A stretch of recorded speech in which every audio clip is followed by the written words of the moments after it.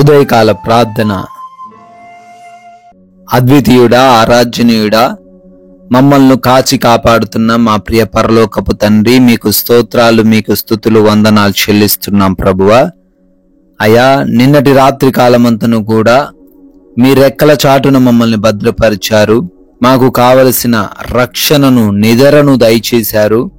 మీ దేవదూతల కంచెలో మా అందరినీ కాపాడారు. స్తోత్రాలు, స్తుతులు చెల్లిస్తున్నాం ప్రభువా.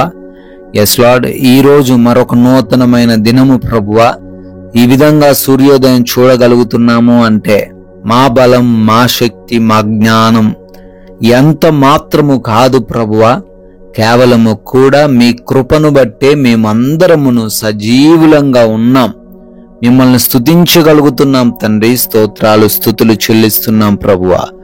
ఎస్ లార్డ్, మీ దుఃఖము సంతోషమగునని మీతో నిశ్చయముగా చెప్పుచున్నాను.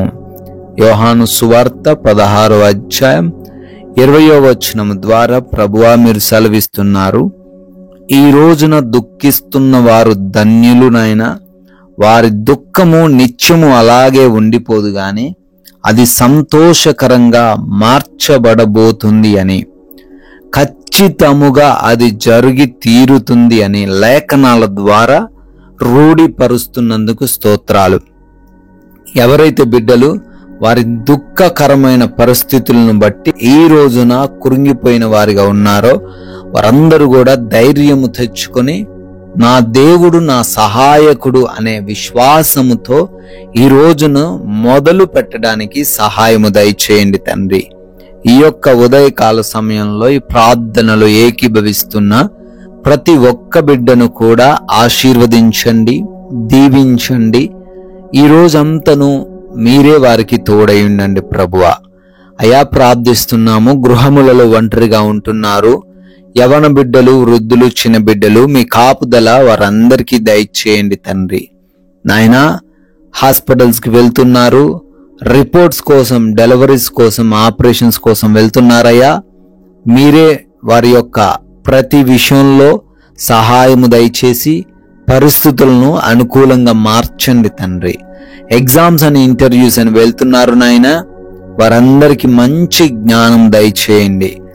చదివినవి అన్నీ కూడా జ్ఞాపకం ఉండేలాగున కృప దయచేయండి. క్వాలిఫై అవ్వి, సెలెక్ట్ అవ్వి వారు మీకు సాక్షులుగా నిలవబడే సహాయం అనుగ్రహించండి నాయన. అయా, మా పనులను బట్టి అడుగుతున్నాం, ప్రతి పనిని కూడా దీవించమని, ఆశీర్వదించమని అడుగుతున్నాం ప్రభువా. అయా, ఎవరము కూడా అజ్ఞానులుగా ఉండకుండా మీరు మాకిచ్చిన జ్ఞానమును, బలమును ఉపయోగించి వివేచన ద్వారా అభివృద్ధి చెందే కృప దయచేయండి తండ్రి. ఆగిపోయున్న పనులు కూడా మరలా పునరుద్ధరించబడి అయా నూరంతలుగా ఫలించే కృప దయచేయండి.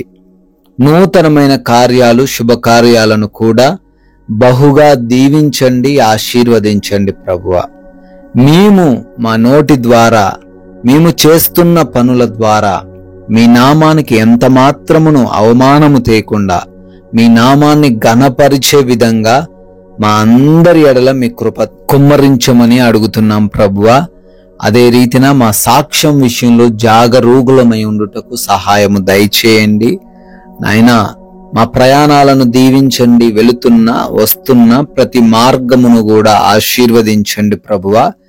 మీ రక్షణలో ప్రతి బిడ్డను భద్రపరిచి వారి దగ్గరికి ఏ అపాయం, ప్రమాదం రాకుండా మీరే కాపాడండి తండ్రి. అదే రీతిన ఎవరికిని ఏ లోటు లేకుండా సమృద్ధిని దయచేయండి ప్రభువా. ఆర్థిక పరమైన ఇబ్బందులు ఎవరికి లేకుండా, ఎవరికి అనారోగ్య సమస్యలు రాకుండా ఈ రోజంతా ప్రతి ఒక్కరిని మీరే భద్రపరచమని, అభివృద్ధి చేయమని అడుగుతున్నాం ప్రభువా. నాయన, ఆత్మీయ జీవితంలో అందరూ కూడా ఎదగడానికి కృప దయచేయండి. మీరు మాకు అనుగ్రహించిన ఈ విలువైన సమయాన్ని వ్యర్థపరచకుండా ప్రతి నిమిషాన్ని ఉపయోగించుకునే మనస్సు మాకు అనుగ్రహించండి తండ్రి. అదే రీతిన ప్రభువా, ఈ రోజున ఎవరితో ఎటువంటి విభేదాలు, గొడవలు, మనస్పర్ధలు మేము కలిగి లేకుండా క్షమించే హృదయం, మన్నించే హృదయం, సహించే హృదయం అందరికీ దయచేయండి అయ్యా. ప్రాముఖ్యంగా ఈ రోజున ఈ లోక సంబంధమైన పాపపు కార్యములలో మేము పాలిభాగస్తులు అవ్వకుండా, తండ్రి, ఏ మాయలో మేము పడిపోకుండా, ఎవరి ఉచ్చుల్లో చిక్కుబడకుండా, ఎవరి చేతుల్లో మోసపోకుండా, అయ్యా మీరే మీ యొక్క వాక్య జ్ఞానమును మాలో ఉన్న ప్రతి ఒక్కరికి దయచేయండి తండ్రి. మీ యొక్క ఉన్నతమైన కృపను బట్టి మరొక నూతన సంవత్సరంలో ప్రవేశించారు. బర్త్డేలు, యానివర్సరీలు సెలబ్రేట్ చేసుకుంటూ ఉన్నారు.